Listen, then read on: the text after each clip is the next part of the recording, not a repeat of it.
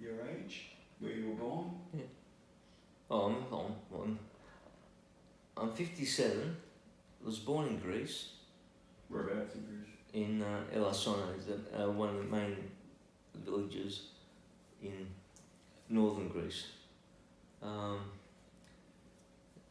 And it's near Mount Olympus, actually, believe it or not, down in the lowlands of that country area.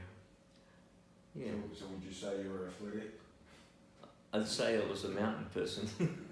Well, yeah, I'd say a mountain person. Yeah, because that's where that area exists. So, but I wasn't. Well, I came over very young. I was only 2 when I came over, so it's not as if I was. You don't remember? I don't remember a lot of anything. Did you ever go? You went back though since then. I've been back a few times. Yeah. Look, for what it's worth, it was a place of birth. But my life as such began, in Richmond, because that's where basically, growing up, your childhood, your school years and so on, exist in this area that I'm still in, which is interesting because the old man's been here. He's 91. He's been here 55 years. He no longer lives here. No. Well, the reason why he doesn't live here is I can't look after him as well and expect successfully to make sure that he's all right when I can't even look after myself without a limited amount of care. What about growing up? What do you reckon about has Richmond been a good place to grow up in, or would you have preferred to grow up somewhere else? I don't. Preference is not an issue. It's where we are, and that's what I live with. What there is. So I didn't choose to. My parents chose to. So they came here, and that's where they established themselves, and on it goes. 3 kids, and that's the end of it. But the whole thing is that the house itself, as much as it's been a foundation more than anything, in many ways, from my I guess you build what it is that you've got, and you take it from there. And when that environment changes, considering this is my childhood where I am now, so 57 years on, 55 years on, it's not by choice. I've ended up on the turntable back to my house, back to living where I was born, or back to living where I grew up. So my childhood and everything here. But I'd say in some cases, having to understand that depended a lot on physically and mentally how I am at the age group that I'm going. Considering at 38, I was diagnosed, and it wasn't a very good time to be that way. Well, good time meaning I had different ideas, different thoughts, different aspirations to how I ended up. What do you mean? My mind was not on that line of thinking, as in I was more interested in doing something for myself and setting my life up. And I did, and I was, and I had. So I had the house and all. I already set up my life going on, but my life changed. So because of it changed, and I had no option but to make that change as well, because it was unfortunately not going to remain in a different, how would you say, in a different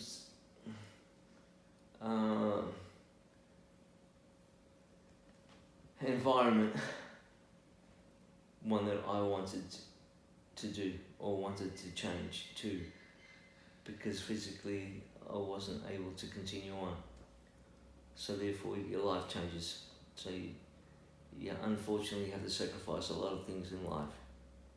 And for me it was a sacrifice, major sacrifice.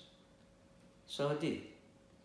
But considering that my environment is altered drastically, considering this is where I'm living now, or this is how you lived 50 odd years ago, to the way I got to where it is. So, well, going back a moment, do you remember your first, what did you do, as your last form of employment? I've been stationary computer supplies for the last 25 years. Before that was my background, that was my trade, that's what I did. 25 years? Yes, easy 25 years, yeah. And who was the employer? City Office Supplies. Initially, City Office. Oh no, my work life has changed in those years, but in the same trade, but for different people, I worked. So it was fine. It was all good. It was all good, but the change that occurred altered my let's say future prospects. So how long were you still working and living with the condition of that? It would have been maybe 3-4 years initially. Yeah, the first 3-4 years I was still active meaning in a trade. Yeah. So did you tell your boss or how did it work? You had MS? What happened? The attack. I had an attack. An attack occurred, and I was at home, and that kind of caused. That was when you first realised. Well, I first realised, yeah. But when you went to work, at what point did you decide? Did you tell them right away? No. That would have been about 2-3 years later. It was after the event. I started to feel a lot more other issues with the MS, the effects of it, and that came to play earlier on. And I had an attack, went to the hospital, and then that year was basically wiped off. Was that first attack? Was that?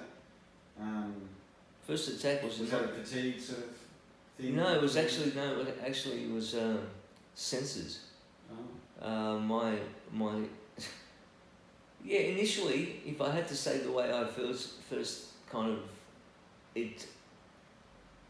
I noticed it was I went to a friend's place and she wasn't home, and I waited for her, and just where I was sitting on the porch where it was there, and I knew she was going to be late, so I thought, okay, well, I'll give it another 5-10 minutes. Well, in that 5-10 minutes, I was picking the buds off my sock. Bit of fluff. Yeah. And that affected my hand. That action, not initially, after I finally the person came home and I spoke to her, it was all fine, but what I noticed the next day, couple of days, that effect of the tingling effect in my hand was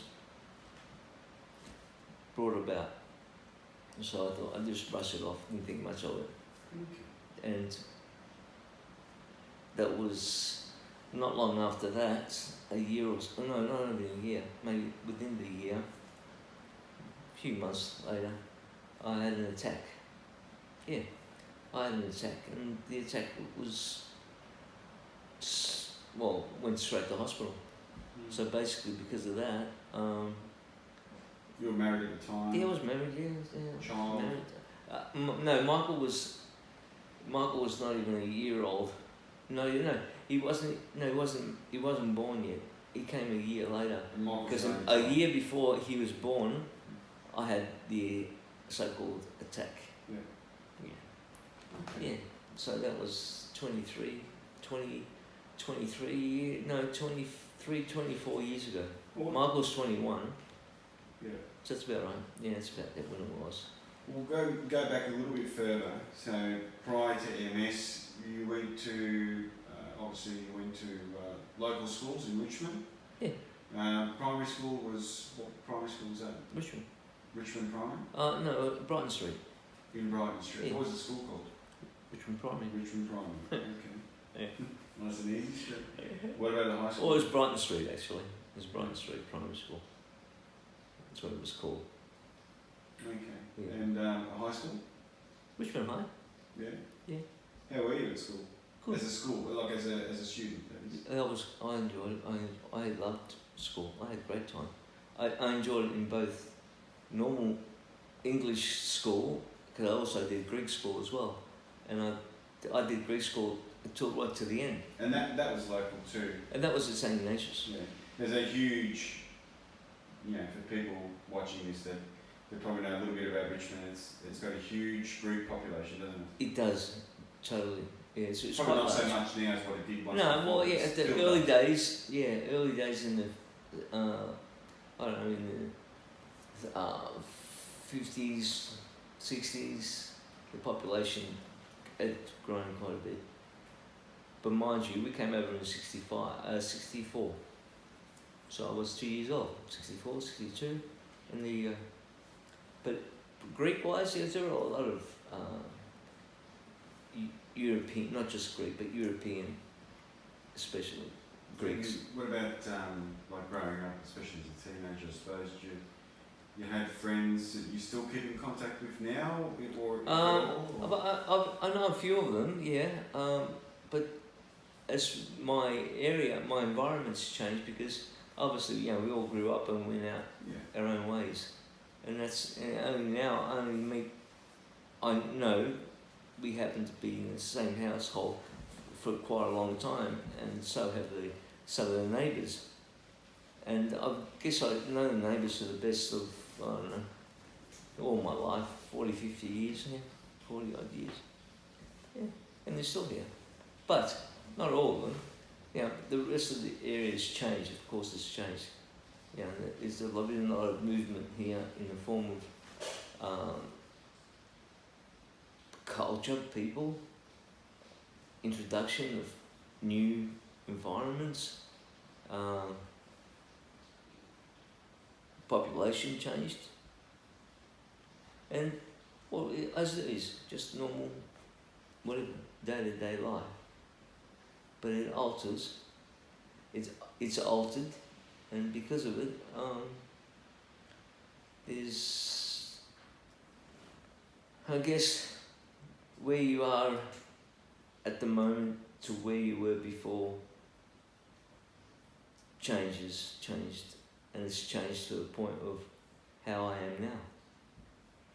But I guess a lot of cases, in some areas you feel you are able to understand. Yeah, maybe some things you really don't have that much control over it So we're talking anymore. the 70s, is that right? As a 80s as a teenager. 60s, 70s, So 70s, 70s and 80s. 70s, 70s. 70s, Yeah, okay. yeah. Hobbies? Did you play much sports? Yeah, volleyball. Volleyball? Yeah, volleyball. Used to play Okay. quite a bit of volleyball. Just like Through high school. No, through high school, yeah. At high school, at older grades. Yeah. When you're in Form 5, Form 4, in competition it was great. And we played school competitions, and that was good. Mm. But that was my physical ability. I was quite active. Actually, it was. I think in a lot of cases I was just physically that kind of body. Didn't find it was a problem being able to do some of the exercises for that matter, or be in an environment where I play football, and I involved myself pretty much. Well, I dare say footy culture around Richmond would have been very big, considering you're at the MCG. Oh, it was all football. It was footy and things like that, and you know, you go through school, and the people around you and the environment around you changes, and that's what you grow up with, and I guess, you know, we didn't really have that many. We didn't know what opportunities existed. Or we did know what the opportunities existed, but we weren't able to make a big scene of it, because it was something that era, there was other influences affecting life differently, especially when you go to schools. Did you venture outside of Richmond much growing up? No. Only later years. Only after I was 16, 17, I ventured out of Richmond. But that was... How far do you reckon you would have gone? Well, as in where I've gone? Yeah, like, I mean, like, where did you travel to, like, once you started getting out of I went Richmond to the city, the outer suburbs. And what would you call outer suburbs? What would you consider? Honestly, like back then. Eltham, where I bought. Yeah, but I mean, what would you consider back then as a teenager an outer suburb? Greensboro. That is outer suburb. Yeah. To me, that was an outer suburb, but then again. Not so much these days. Not now. But because I used to play squash as well, Okay. so I used to play all around Melbourne area, squash in different areas. Some of them don't even exist any longer, but what the heck. But you work in the environment that you're aware of, or you feel comfortable with. Now, you grew up with two siblings, a brother and a sister. Yeah, older brother. Mum and dad, and obviously, as well. Yeah. All in a 3-bedroom home, you know, modest little home in Richmond. Yeah. What was that like? All sharing the one bathroom. Oh, yeah. You know, did you have your own room, or did you have to share your room? No, I shared it with my brother. Yeah. But my brother's younger than I am, so 3 years difference, 4 year difference. There was no one there except my sister and I, initially, that I remember when I was young. And then Ashley came along and she had Ashley, my brother. Now, yeah, I shared bedroom with him, of course I did. Yeah, because it's the way it was. It was, my sister and I. Did you enjoy it growing up, like in the house with all three of you? And yeah. Typical. Would you say you had a big Greek influence, or was it a lot of an Australian sort of culture, or was it a bit of a mix of everything? Being in Richmond. It was what you say is correct. It was a mix of everything, to a degree of your friends, the type of friends that you have, your education. Maybe you go to, like I went to 2 schools. I went to Greek school and my normal high school, my normal English school, and that was something that I just accepted the way it was, and that's what I did. But you know, your life changes and things go in different directions. What would you say back then, if you can remember, would have been, what would you have thought of, did you ever think about where you would be at the age of, you know, your mid-50s, where you would be? Did you think about, back then, did you think about where you would be at this time?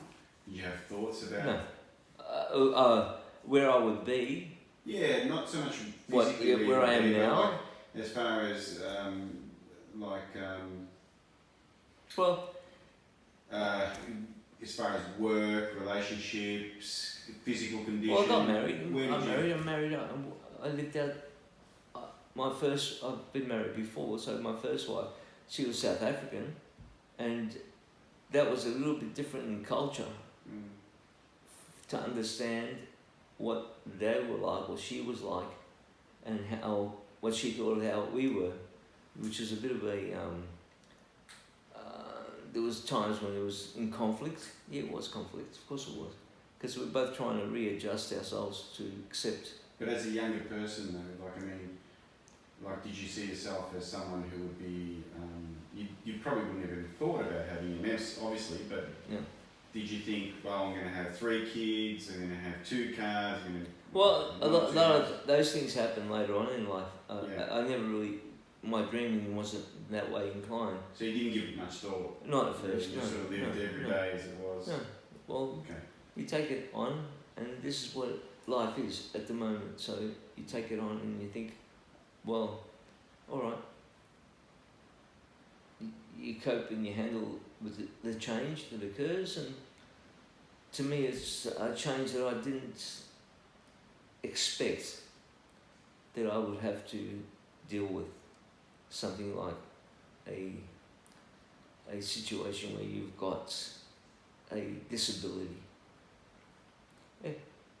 I guess we don't all sit and think what we might, not what we'll be like, what we are is what we end up like, is something that you've got sometimes the influence, sometimes when you have no influence at all, you're not, it's not in your hands, it's someone else's hands.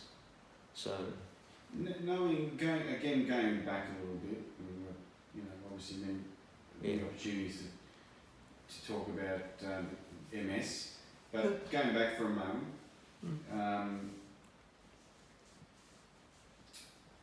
things like cars and hobbies and anything like that. I mean, you talked about sports, but was there any particular hobbies that you liked or interest in cars? Or? Yeah, childhood, collecting stamps. Really?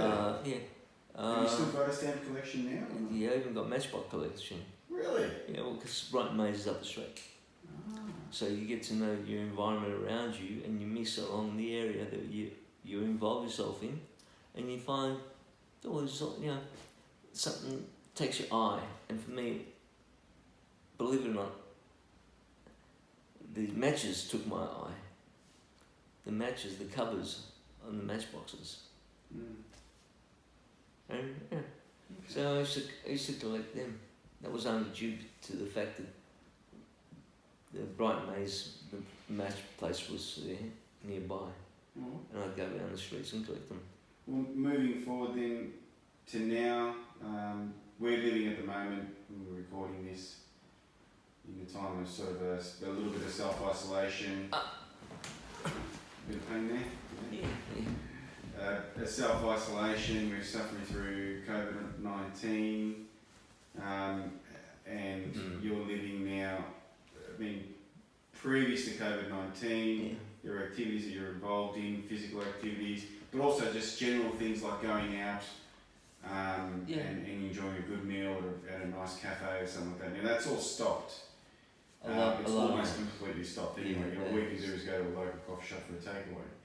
And everyone's going through the same thing. How do you think that's affected you? But that's was more so, maybe to a degree it has affected me, that it's an extra thing in my mind, on my mind, in what to do.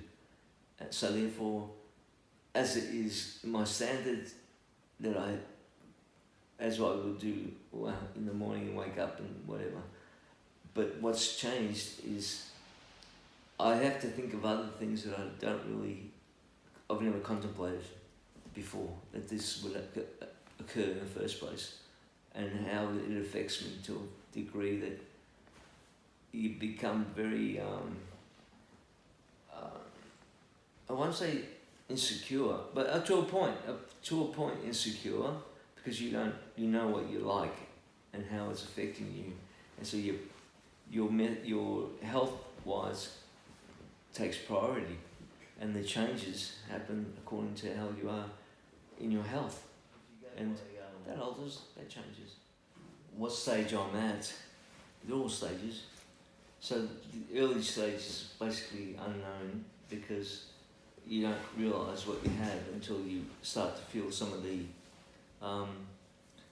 effects of the nervous system, and then you realise that there's something, an issue, a problem there, and you can't really do much about it. And that becomes later on known as an attack. Well, the attack can last in different degrees of time, short time, long periods, meaning like days, or for that matter even weeks sometimes. Depends how your effect is on. I suppose, yeah, you take each situation is different, basically, because you're more or less feeling that you're emotionally drained, or you're in most areas you're hanging out without really knowing what you're doing, because you don't know what to do, put forward, because of one complex of you're physically, emotionally. Emotionally, to a degree, the changes are how you understand things, and or don't understand things for that matter. The changes that occurred, at my case, 23 years on, yeah, I've say early days, it was the first 2-3 years were fine. It was just a matter of getting used to it, and different stages which occurred. So attacks were very common in the early days, and then they've leveled themselves out now. Now, the last 10 years or so, they've decided to be on par, which is easy. But the differences are the stages of the MS goes through highs and lows, and unfortunately you don't really have that control there. That tends to lessen because of one issue in the handicap, physically, mentally.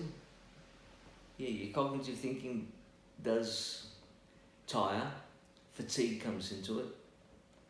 So you see different areas of it, not only physically but mentally you're drained.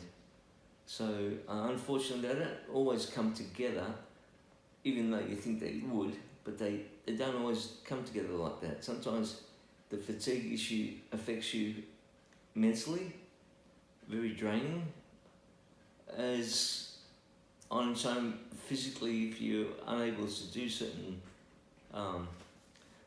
normal things that you would, in some cases,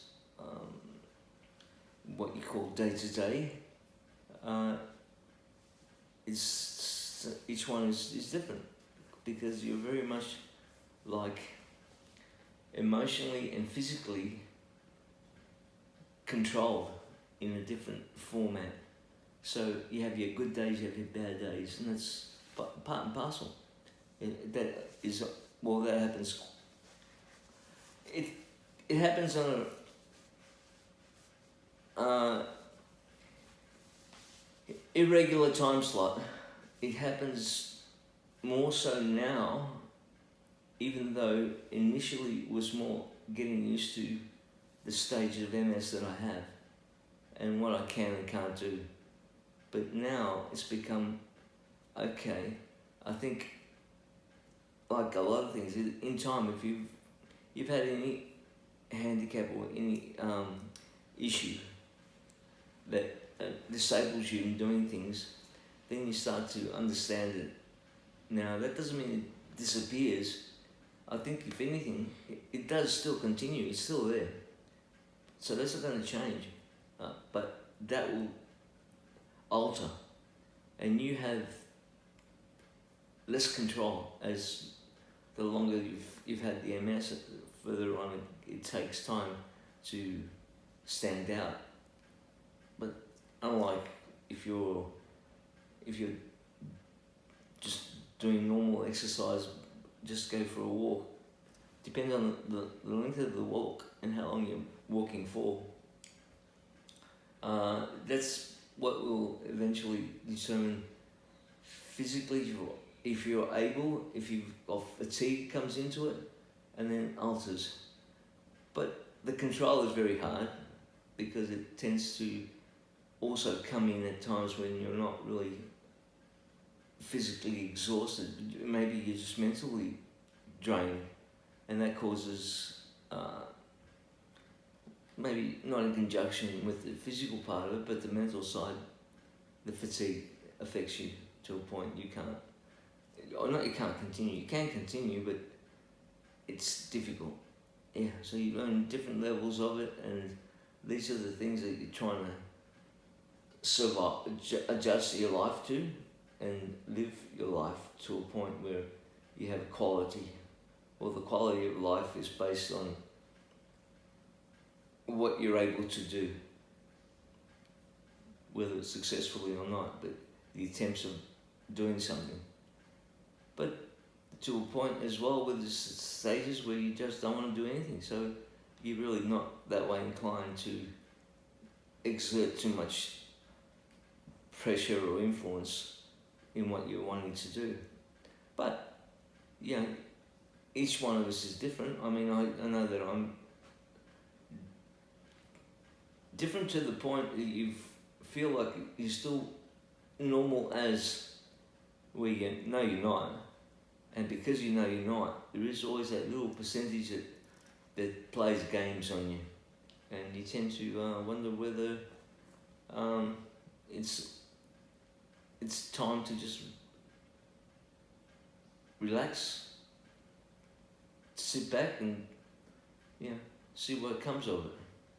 So, you know, aside from having an attack happening where you realise a lot of the things that occur sometimes, you can't determine when you're going to have an attack, but you can, you know, just, they will happen according to how you're, whether you're physically or mentally tired, either way, but the attacks that occur start to disengage you to a point physically noticeable that it's, you know, you can't take another step. Or what's an attack? A physical attack. Yeah, how would you describe it?